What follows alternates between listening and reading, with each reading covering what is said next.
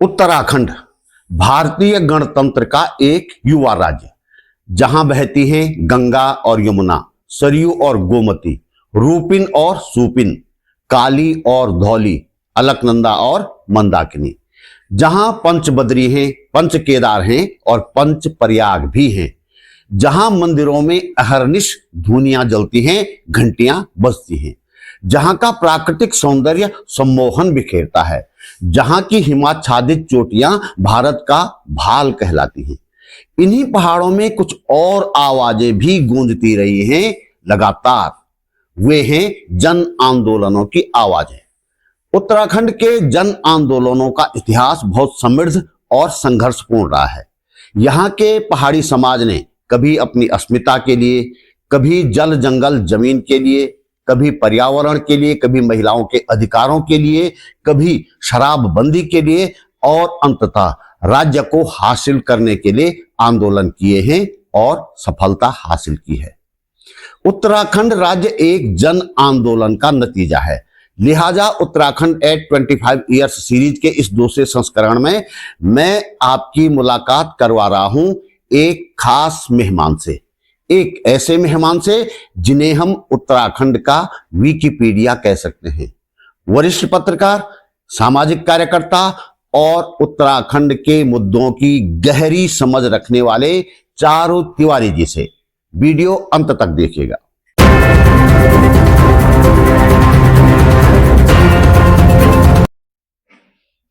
नमस्कार, बात बोलेगी पर आपका स्वागत। मेरा नाम है त्रिलोचन भट्ट और मैं करता हूं जन सरोकारों की बात। बात बोलेगी चैनल नहीं, एक आंदोलन है, एक ऐसा आंदोलन जो घोर आर्थिक संकट के बावजूद दृढ़ता से चलाया जा रहा है। इस आंदोलन को आपके सहयोग की जरूरत है। चलिए हम सीधे चलते हैं चारू तिवारी जी के पास। चारुदा, बात बोलेगी पर आपका स्वागत। 25 साल के हो गए हम, रजत जयंती हम मना रहे हैं, तमाम तरह के सरकारी कार्यक्रम हो रहे हैं, कॉमेडी भी हो रही है, लेकिन हम आज आपसे बात करना चाहेंगे कि ये राज्य आंदोलन से मिला है, एक बड़े आंदोलन से मिला है और उत्तराखंड जन आंदोलनों की भूमि रही है। तो मैं थोड़ा सा आपसे उत्तराखंड के जन आंदोलनों के इतिहास के बारे में जानना चाहूंगा। कहाँ से हमारे जन आंदोलनों का सिलसिला शुरू होता है? भट्ट जी, पहले तो आपको नमस्कार, आपके दर्शकों को नमस्कार। आपका बहुत आभार व्यक्त करता हूं कि उत्तराखंड के 25 साल पूरे हुए हैं और इस पर हम लोग बातचीत कर रहे हैं कि उत्तराखंड की पूरे तमाम आलोक में और विशेषकर इतिहास के आलोक में। पहले मैं इन 25 सालों के बारे में आपको अदम गोंडवी की कविता सुनाता हूँ कि आपने कहा कि 25 साल हुए, तो मुझे लगता है कि मुझे इस कविता को आपको सुनाना चाहिए। कि 100 में 70 आदमी फिलहाल जब नासाज है, दिल पर रख के हाथ कहिए देश क्या आजाद है। कोठियों से मुल्क की मैयार को मत आंकिए, कोठियों से मुल्क की मैयार को मत आंकिए, असली हिंदुस्तान तो फुटपाथ पर आबाद है। तो अदम गोंडवी जब इस कविता को कर रहे थे तो उनके मन में जरूर इस बात को था कि हम जिस आज़ादी को हम लोगों ने प्राप्त किया, उस आज़ादी के बाद कैसा हम भारत देख रहे हैं। उसी प्रकार मैं उत्तराखंड के संदर्भ में आपसे कहूंगा कि जो आकांक्षाएं, जो उत्कंठाएं, जो लोगों की के सपने थे राज्य के प्रति, वो 25 साल में एक तरफ हमारी सरकार इस समय रजत जयंती समारोह मना के लाखों करोड़ों रुपए खर्चे कर रही है और दूसरी तरफ हमारे यहाँ मेडिकल जैसी सुविधाओं के लिए आंदोलन चल रहा है और लोग पैदल चल के 400 किलोमीटर दूर देहरादून में आ रहे हैं। तो ऐसे समय में जब हम उत्तराखंड के आंदोलनों की बात करते हैं तो हम उत्तराखंड की चेतना की बात भी करते हैं। और फिर आंदोलनों का मतलब सिर्फ एक आंदोलन किसी मुद्दे को लेकर नहीं होता, बल्कि उसके पीछे हमारी एक समाज को बनाने की बहुत बड़ी प्रक्रिया का हिस्सा भी होता है और विशेषकर सामाजिक और राजनीतिक शिक्षा का एक बहुत बड़ा मंच भी हमको प्रदान करता है। और विशेषकर उत्तराखंड में जब हम इसको देखते हैं तो उत्तराखंड में जितने भी आंदोलन हुए हैं और जब हम उत्तराखंड राज्य आंदोलन तक या आज तक के आंदोलनों को जब समझने की कोशिश करते हैं तो हमको उस चेतना और उसका पूरा आधार हमको बहुत पीछे ले जाता है इतिहास के, और उस जगह ले जाता है जहां पर हम अंग्रेजी की दास्ता के साथ हम लोग थे।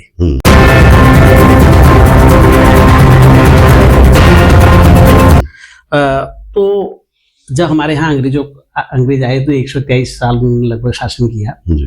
तो हमारे यहाँ अंग्रेजों की शुरुआती दौर से ही जब जल जंगल जमीन पर हकों पर डाका डालना शुरू हुआ और एक किस्म से अंग्रेजों ने अपने वनों का और जमीनों का प्रबंधन करना शुरू किया, तो हमारे यहाँ जैसे हम मानते थे कि सभ्य भूमि गोपाल की, या हम समझते थे कि जमीन को हम अपने ढंग से करेंगे, तो अंग्रेजों ने बहुत संगठित तरीके से उसको कब्जा करने की कोशिश, वो उन्होंने सिस्टम बनाया।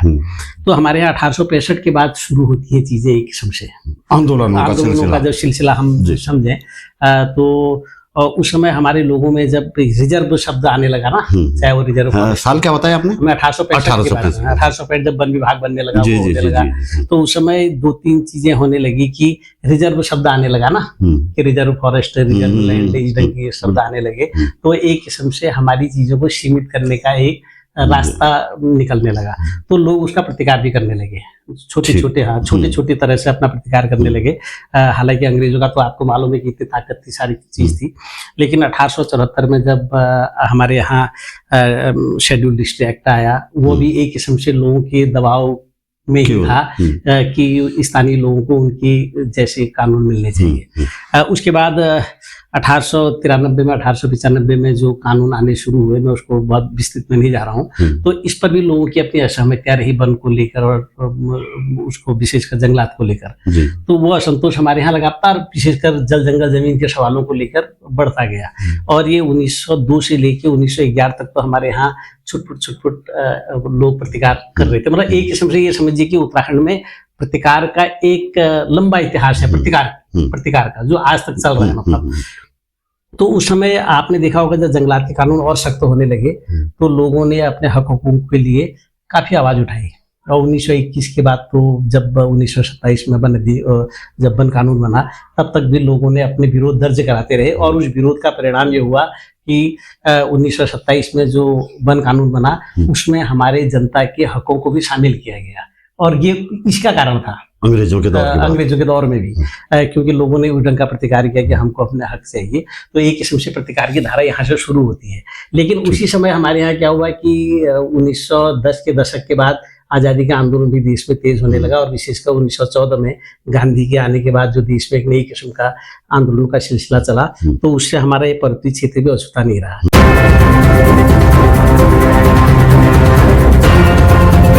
और ये भी बड़ा महत्वपूर्ण है कि हमारे यहाँ बहुत कम इस बात का संज्ञान लिया जाता है कि 1857 की जो क्रांति है, 1857 की क्रांति में उत्तराखंड का बहुत कम नाम आता है कि उनके इन्वॉल्व हुए ना।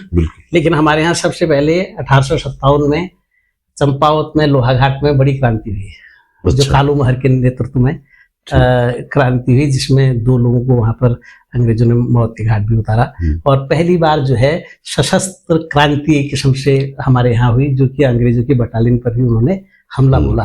तो एक किस्म से प्रतिकार की पहली शुरुआत हमारे उस समय से भी 1857 को भी हम मानते हैं उसको। तो 1857 में भी कालू महर के रूप में एक नई चेतना को जन्म दिया। फिर हम वन कानून में भी आ गए। तो उसके बाद में विशेषकर इस मेरा मानना है या इतिहास में जो कुछ दर्ज है, उस हिसाब से अगर देखें हम, तो 1916 का साल हम सब लोगों के लिए बहुत महत्वपूर्ण है।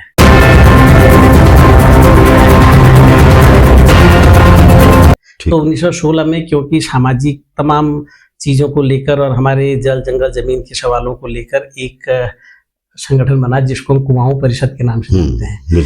मैं अब जब इस समय में कुमाऊं परिषद कह रहा हूं, तो लोगों को लग सकता है कि भौगोलिक रूप से कुमाऊं और गढ़वाल का, लेकिन उसमें कुमाऊं पूरा ही कहा जाता था। तो वो कुमाऊं परिषद बनी।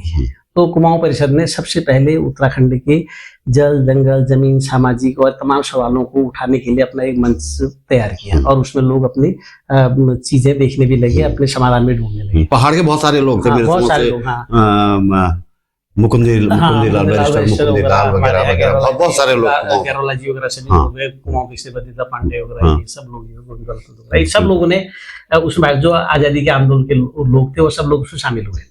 तो उस समय जो पूरे उत्तराखंड के अंदर जो सबसे खतरनाक कानून था, एक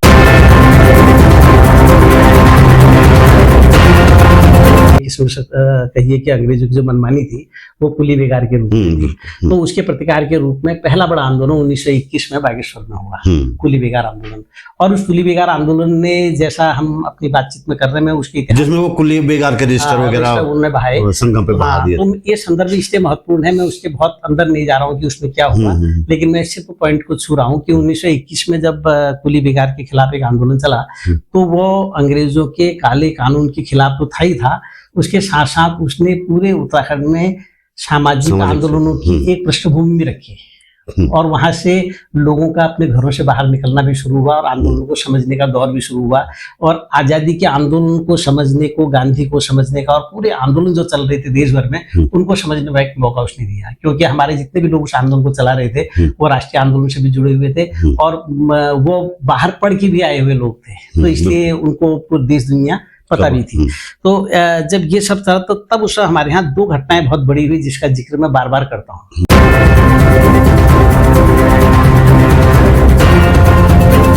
वो जिक्र है, एक तो वीर चंद सिंह गढ़वाली ने पेशावर 23 अप्रैल 1930 को पेशावर विद्रोह किया, और पेशावर विद्रोह जो है वो एक किस्म से सिर्फ अंग्रेजों की खिलाफत नहीं है, बल्कि वह ये भी है कि उसने सांप्रदायिक सद्भाव का एक इतना बड़ा आकाश बनाया जो दुनिया में हम सबको चंद सिंह गढ़वाली की संतान होने का गौरव भी प्रदान करता है। और उसके लिंक हमारे पाकिस्तान के उस पूरे हिस्से के साथ से दमित और शोषित वर्ग का जो लोग हैं, जो चेतना के साथ अपनी चीजों को खड़ा करना चाहते हैं, वो भारत में हो या पाकिस्तान में हो, वो एक जैसे हैं। तो चंद सिंह गढ़वाली हमारे इस पुल का निर्माण भी करते हैं, और उसी साल हमारे यहाँ उसके एक ही महीने बाद हमारे यहाँ तिलारी कांड हुआ था, जो बड़कोट में हमारे यहाँ सभी लोग जानते हैं इतिहास में। तो उसमें अब इस घटनाओं के दो मतलब है। एक तो यह है कि पेशावर में हमारे चंद सिंह गढ़वाली पूरी भारत और पूरी दुनिया के एक दर्शन के साथ निहत्थे पठानों पर गोली चलाने से इनकार कर रहे हैं, और दूसरी तरफ हमारा राजा था जो अपनी निहत्थी जनता पर गोली चला रहा था। तो ये दो संदर्भ जो हैं वो हमारे यहाँ राजनीतिक और सामाजिक चेतना के बहुत बड़े पड़ाव हैं, जिसको हम सब लोगों को समझना चाहिए, और आंदोलन की पृष्ठभूमि को इतनी तैयार करते हैं कि पूरा टिहरी का पूरा जो हिस्सा है वो उन आंदोलनों में लगातार फिर शामिल ही रहा। अच्छा, यहाँ पे एक क्वेश्चन, खैर केवल मैं अपनी बात कर रहा हूँ, क्वेश्चन तो खैर आगे इस पे बात करेंगे।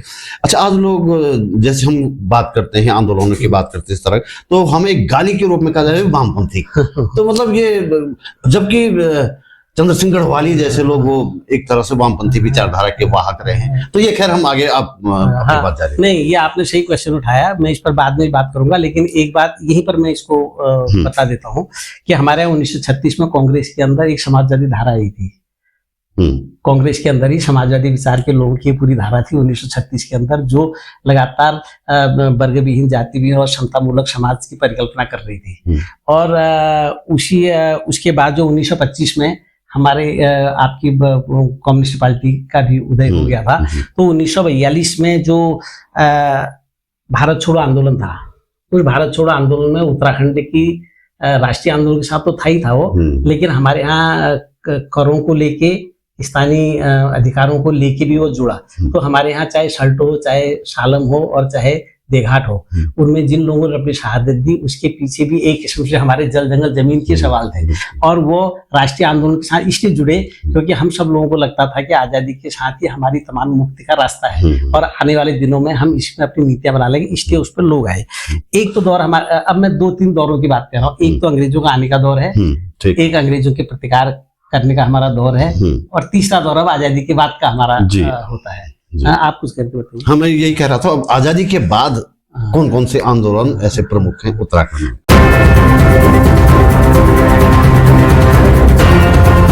अब हमारे यहाँ क्या हुआ कि जो मैंने ये आंदोलन की संक्षिप्त पृष्ठभूमि आपको बताई, इसके बाद हमारे यहाँ क्या होता है कि जब आज़ादी मिली, तो आज़ादी के बाद हम सब लोग समझ रहे थे कि अंग्रेज चले गए, हम अपने ढंग की नीतियाँ बनाएंगे। अब तो हम सब लोग अपनी चीज़ों को जानते हैं कि कैसे ठीक करें, तो हम नीतियाँ बनाएंगे। लेकिन हमारा भ्रम 1-1.5 दशक में ही टूट गया, पूरे देश के अंदर भी टूटा वो। तो लोगों के टूटा, तो हमारे यहाँ 1960 के दौर में फिर एक नई किस्म की छटपटाहट शुरू हुई, क्योंकि हमारे यहाँ मुख्य रूप से लोग कहते हैं ना मनियार प्रणाली, मैं हमेशा मनियार प्रणाली को थोपा हुआ शब्द मानता हूँ। और मैं मानता हूं कि हमारे यहाँ कभी भी मनी ऑर्डर अर्थव्यवस्था थी ही नहीं। हमारी जो अर्थव्यवस्था थी वो खेती पर आधारित थी, हमारी अर्थव्यवस्था पशुपालन पर आधारित थी, हमारी अर्थव्यवस्था जंगल आधारित वन उपजों पर थी। तो ये तीनों पर हमारा पूरा जो है हमारी अर्थव्यवस्था टिकी हुई थी। तो हमारे जो संघर्ष भी थे और जो हमारी आकांक्षाएं भी थी वो भी इन्हीं के इर्द गिर्द घूमती थी। तो जब वो पूरी नहीं हुई तो 60 के दशक में एक बड़ा आंदोलन चला पूरी दुनिया के अंदर भी कह सकता हूँ मैं उसको, हिमालय बचाओ आंदोलन। तो हिमालय को बचाने की, हिमालय की हिफाजत का सवाल है। और हिमालय की हिफाजत का सवाल सिर्फ हिमालय को बचाने का नहीं होता, बल्कि हिमालय के लोगों को बचाने का, हिमालय के गांवों को बचाने का। तो उसी दौर में हमारे यहाँ ऋषि कौन थे इस आंदोलन को चलाने? तो इसमें तो दलाई लामा से लेके तमाम लोग, उसमें कम्युनिस्ट भी थे, उसमें आपके हमारे यहाँ राम मनोहर लोहिया वगैरह वगैरह सारे लोग, इसमें वो लोग समाजवादी भी थे उसमें, और लोग भी थे। तो हमारे यहाँ के बहुत बड़े नेता हैं जिनका बहुत कम जिक्र होता है। वो आज जिक्र इसलिए बहुत जरूरी है क्योंकि जबकि वो जनसंघी थे। अच्छा। और उत्तर भारत के जनसंघ के सबसे बड़े नेताओं में से वो थे, और उन्होंने कश्मीर मुक्ति आंदोलन में, गोवा मुक्ति आंदोलन में भाग लिया, और उन्होंने गढ़वाल विश्वविद्यालय आंदोलन में बहुत बड़ी भूमिका निभाई। और वो गन्ना किसानों का बहुत बड़ा आंदोलन उन्होंने तराई में लड़ा, बिजनौर में। उनका नाम था ऋषि वल्लभ सुंदरयाल। और ऋषि वल्लभ सुंदरयाल ने 1963 में एक बहुत बड़ी बैठक की थी दिल्ली में, जिसमें बलराम अधूक भी थे। अच्छा। और जिसमें राम मनोहर लोहिया भी थे, जिसमें अटल बिहारी वाजपेयी भी थे, और जिसकी सदस्यता जो है हमारे पत्रकार भैरवदेव धुलिया जी ने की थी। ठीक। उसके तो मैं ये संदर्भ इसलिए ला रहा हूँ क्योंकि 1963 में जब उन्होंने ये मीटिंग की, तो उस मीटिंग में उन्होंने कहा कि हिमालय बचाने का नारा तो अपनी जगह ठीक है, हिमालय तो बच जाएगा, लेकिन हिमालय को बचाने की पहली शर्त ये है कि हिमालय का बचना बहुत जरूरी है। तो उन्होंने एक नारा दिया था, हिमालय बचाओ। और हिमालय बचाओ का नारा, बचाओ, हिमालय बचाओ का मतलब है कि गांव को बचाओ, और जब तक गांव नहीं बचेंगे तो हिमालय नहीं बचेगा। ये दर्शन था उनका।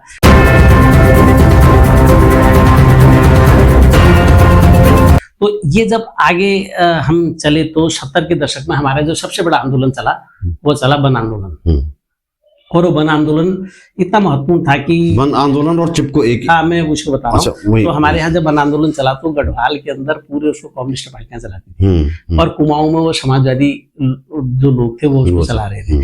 और ये आंदोलन लगातार हमारे यहाँ जंगलात के सवालों को लेकर सभी को मालूम है, उसमें डिटेल में जाने की जरूरत नहीं है। तो पूरा वन आंदोलन का दौर हमारा 70 के दशक में चला, और 1974 आते आते हम लोगों ने एक इतना बड़ा मूवमेंट खड़ा हुआ जिसमें कि सारे लोग शामिल हुए, और एक चिपको आंदोलन के रूप में हम लोगों ने उस आंदोलन को पहचाना, और पूरी दुनिया ने उसको पहचाना।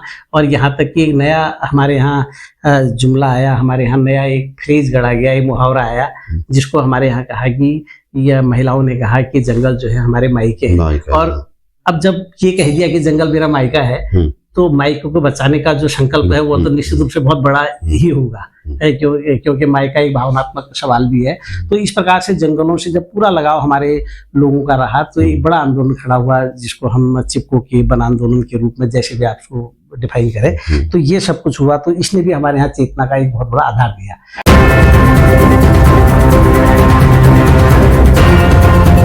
लेकिन उसी समय दो बड़े आंदोलन हमारे यहाँ हुए हैं। अच्छा।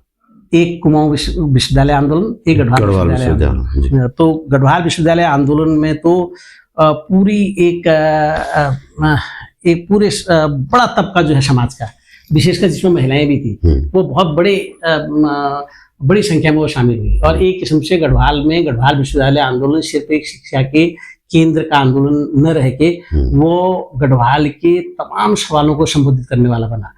और उसी प्रकार कुमाऊं में जो विश्वविद्यालय का आंदोलन चला उसमें तो गोली भी चली, उसमें 2 छात्र मारे भी गए, 2 युवा मारे गए उसमें। तो ये जो 2 आंदोलन थे, इन्होंने 70 के दशक में हमारे यहाँ युवा चेतना का नया आकाश खोला हमारे लिए। और विशेषकर मैं गढ़वाल की बात करूंगा तो यहाँ पर तो गढ़वाल विश्वविद्यालय के आलोक में कितने लोग निकले, और कितने लोगों ने अपने सामाजिक और राजनीतिक जीवन को आगे बढ़ाया, और बहुत बड़ा एक दौर रहा। तो उसी समय जो है जब कुमाऊं और गढ़वाल विश्वविद्यालय बने तो इन कैंपसों से भी हमारे बहुत बड़े बड़े नेता निकले। अभी जो अस्कोट आराकोट यात्रा हमारी होती है, इतनी महत्वपूर्ण यात्रा दुनिया में सब लोग जानते हैं। इस यात्रा के जो सूत्रधार हैं, जिन लोगों ने इसको बनाया, वो भी उसी चेतना से निकले हुए लोग हैं। और यह वो समय है जिस समय देश में आपके गुजरात में और बिहार में छात्रों का नया आंदोलन चल रहा था और देश में राजनीतिक बदलाव की भी एक नई बयार चल रही थी, तो उसी में हमारे लोग भी शामिल हुए। और आप को यह जान के बहुत अच्छा लगेगा कि जिस समय हमारे यहाँ पर्वतीय युवा मोर्चा बना और पर्वतीय युवा मोर्चा में कितनी चेतना थी, क्योंकि आपने जब सवाल शुरू किया था कि हमारे यहाँ उत्तराखंड में आंदोलन में चेतना क्या है, तो इसको हम इस दौर से देख सकते हैं। तो जब युवा आपका उत्तराखंड युवा मोर्चा बना, तो उसने गांव-गांव में जाके लोगों से बातचीत की और गांव-गांव में जाके उसने लोगों की समस्याओं को, तमाम चीजों को और उन सारी समस्याओं को कलेक्ट भी किया और उसके समाधान के रास्ते और उसकी नीतियां बनाने का रास्ता भी निकाला उन लोगों ने। और उनका संवाद किन-किन के साथ था? उनके संवाद प्रोफेसर से था, उनका संवाद गांव वाले लोगों के साथ था, उनका संवाद समाज के तमाम उन लोगों के साथ था जो कि इन सब चीजों में इन्वॉल्व होकर एक बेहतर समाज के निर्माण की तरफ बढ़ सकते हैं। तो जब युवा गांव के अंदर गए तो उन युवाओं ने एक पर्चा निकाला। वो पर्चा आज के लिए भी बहुत ही प्रासंगिक है।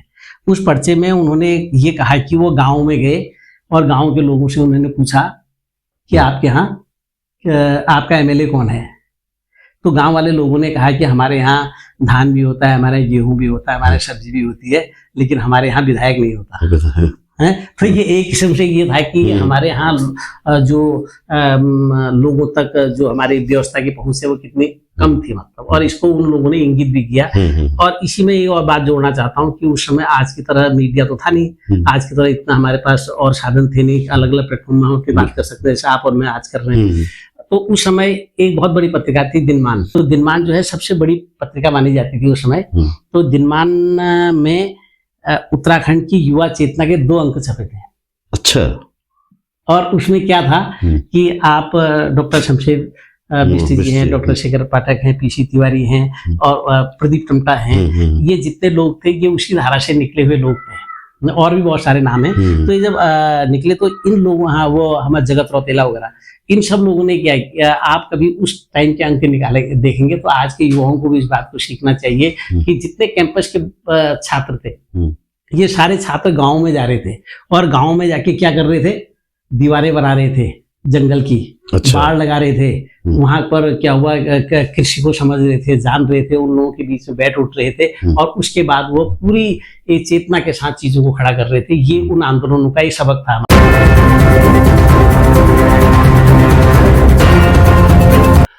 उत्तराखंड में जन आंदोलनों के इतिहास को जानना हम सब के लिए जरूरी है ताकि हम समझ सकें कि इस धरती पर किस तरह के आंदोलन हुए हैं और हम तुलना कर सकें कि उन आंदोलनों और आज किए जाने वाले आंदोलनों में क्या फर्क है। चारू तिवारी जी के साथ बातचीत का बाकी हिस्सा हम अगले वीडियो में देखेंगे, देखिएगा जरूर। तो दोस्तों इस वीडियो में इतना ही। हम आपसे सहयोग की उम्मीद करते हैं।